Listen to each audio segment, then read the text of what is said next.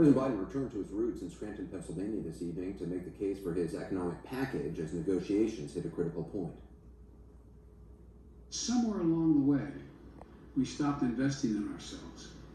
America is still the largest economy in the world. We still have the most productive workers in the world, the most innovative minds, but we risk losing our edge as a nation. President Biden's hoping Democrats on Capitol Hill will soon approve his economic agenda and bipartisan infrastructure plan.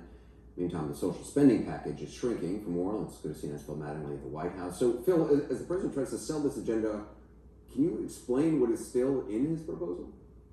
Anderson, the answer, and I'm not trying to be glib here, is however much from the original proposal they can get in and still get 50 votes in the United States Senate. Those have literally been the dynamics over the course of the last several weeks, and because of those dynamics, because of Senators Joe Manchin and Sinema, the package has absolutely been scaled back from the top line, from $3.5 trillion to roughly $2 trillion, perhaps a shade under, to the specific programs as well. The child tax credit, they wanted to extend it for up to 4 years, now looking like more like one. Medicaid expansions, Medicare expansions, all being scaled back. The length of the subsidies for the Affordable Care Act scaled back as well. Certain programs likely to be dropped. Free tuition for community college won't be in the final package. The cornerstone of the president's climate portion of the legislation, a clean energy standard, has also fallen out due to Manchin's opposition. But what White House officials have stressed is that they are trying to include as many of those original components as possible, perhaps for shorter durations, perhaps for less money, but trying to put as many of those programs into place and then hope to build on them as the years comes, underscoring that in the near term they can provide the most help to the most people, Anderson.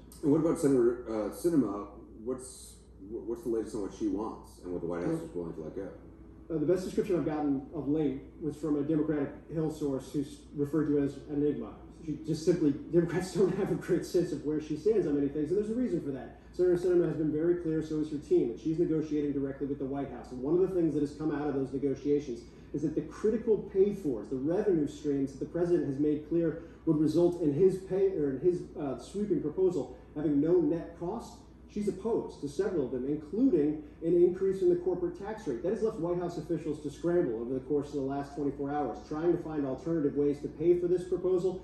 Anderson, the reality is this: if tax increases are off the table to any scale, the White House has significant problems in trying to address those problems right now. That's not the only issue. Prescription drugs as well, a couple of others. The reality is there's still work to do. They believe they can get a framework agreement as soon as the end of this week, Anderson.